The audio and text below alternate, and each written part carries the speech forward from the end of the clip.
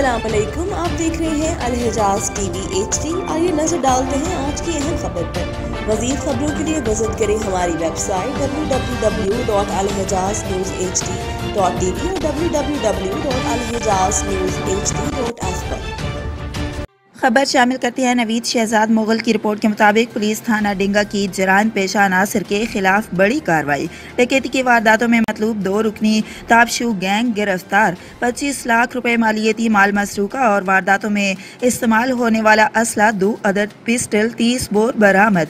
तफसीलात के मुताबिक थाना डिंगा के इलाका में 2 रुकनी गैंग मुतहरिक था जो शहरियों से असला के जोर पर उनका कीमती सामान लूट कर फरार हो जाता। DPO गुजरात उमर सलामत ने DSP खारियां सर्कल इफ्तिखार अहमद की ज़ेर निगरानी SHO थाना डिंगा इंस्पेक्टर लियाकत हुसैन को इस गैंग की गिरफ्तारी के लिए खुसूसी टास्क दिया, जिन्होंने अपनी टीम के हमरा इंतहाई मेहनत और पेशेवराना सलाहियतों को बरोकार लाते हुए वारदातें करने वाले गैंग को ट्रेस करके 2 मुलजमान को गिरफ्तार कर लिया। गिरफ्तार मुलजमान में ताबिश उर्फ ताबशू वल्द तसव्वुर सकना कड़ियांवाला, बिलाल नज़ीर वल्द मुजीर अहमद सकना कड़ियांवाला शामिल हैं, जिनसे दौरान इंटेरोगेशन 20 लाख रुपए मालियत के तलाई जेवरात, 5 लाख रुपए नकदी और वारदातों में इस्तेमाल होने वाला असला 2 अदद पिस्टल 30 बोर बरामद हुए। मुलजमान की मजीद इंटेरोगेशन जारी है।